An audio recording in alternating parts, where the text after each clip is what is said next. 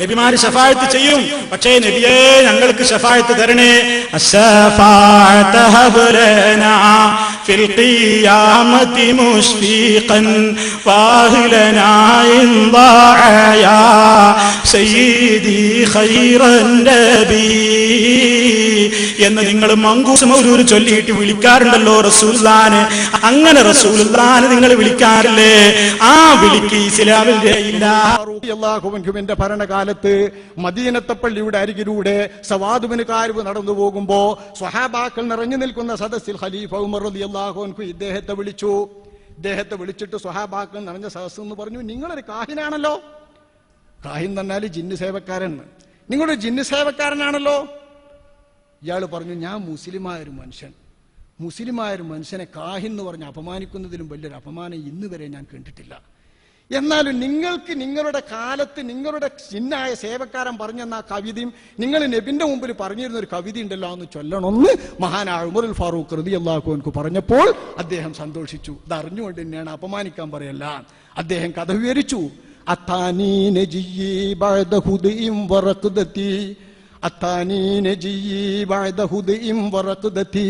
വലം ആകു ഫീമാ ഖത്തലൗതു ബികാദിബി എന്ന് തുടങ്ങുന്ന കവിത.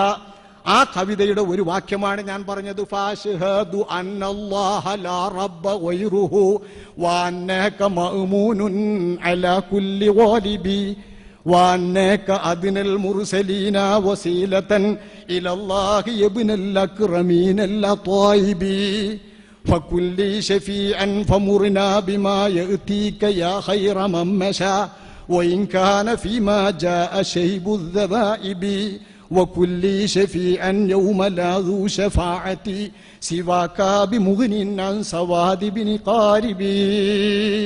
സവാദ് ബിൻ ഖാരിബിന് ഷഫീആകണ നബിയെ അങ്ങുന്നേ. അല്ലാഹുവല്ലാതെ ഒരു റബ്ബില്ലെന്ന് ഞാൻ ഉറപ്പിച്ച് പ്രഖ്യാപിക്കുന്ന നബിയെ അങ്ങുന്നതിന്റെ മുമ്പിൽ നിന്ന് എല്ലാ എതിരാളികളെയും അതിജയിക്കുന്ന വിശ്വസ്തനാണ് അങ്ങുന്നെന്ന് ഞാൻ ഇവിടെ വെച്ച് ഉറച്ച് പ്രഖ്യാപിക്കുന്ന നബിയെ. എന്റെ കൂടെയുണ്ടായിരുന്ന ജിന്ന് ഞാൻ ഉറങ്ങിക്കിടക്കുമ്പോ 3 ദിവസവും കാൽക്കൽ വന്നിട്ട് ഓരോ രാത്രിയിലും പറയുന്നത്, ഇതാ ഖുറൈശി പ്രവാചകൻ വന്നിരിക്കുന്നു, കേട്ടില്ലേ, ഉറങ്ങല്ലേ, ഖുറൈശി പ്രവാചകൻ വന്നിരിക്കുന്നു. എന്നെ മുട്ടി വിളിച്ചപ്പോ ഞാൻ ഇങ്ങോട്ട് പോന്നതാണ് നബിയെ. ആ പ്രസിദ്ധമായ കവിതയുടെ ഒരു വാചകം, വഅന്നക അദ്നൽ മുർസലീന വസീലതൻ. അല്ലാഹുവിന്റെ അമ്പിയാക്കന്മാര് മധ്യസ്ഥന്മാരാണ്.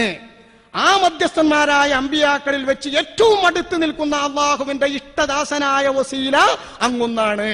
വസീയത്തുൽ ഉളുമാ, അൽ വസീയത്തുൽ ഉളുമാ, അഷ്റഫുൽ ഖൽഖ് സ്വല്ലല്ലാഹു അലൈഹി വസല്ലം തങ്ങളെ കുറിച്ച് പറയുന്ന മധ്യസ്ഥൻ.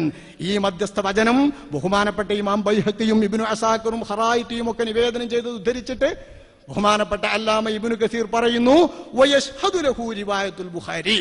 ഈ സംഭവം ഇമാം ബുഖാരി റിപ്പോർട്ട് ചെയ്തത് ഇതിനെ സാക്ഷീകരിക്കുന്നുണ്ട്. അപ്പൊ വസീലത്ത് എന്ന് നബിയെ മധ്യസ്ഥനാക്കി പറയുന്ന പ്രയോഗം സ്വഹാബി നടത്തിയിട്ടുണ്ട്. മദീനത്തെ പള്ളിയിൽ മഴയില്ലാതെ വിഷമിച്ച സ്വഹാബി വര്യൻ, ഗ്രാമീണനായ സ്വഹാബി വര്യൻ ജനങ്ങളെ പ്രതിനിധാനം ചെയ്യുന്ന ദുആയിരക്കാൻ പറഞ്ഞപ്പോ, വല്ലൈസാ ലനാ ഇല്ലാ ഇലൈകാ ഫിറാറുനാ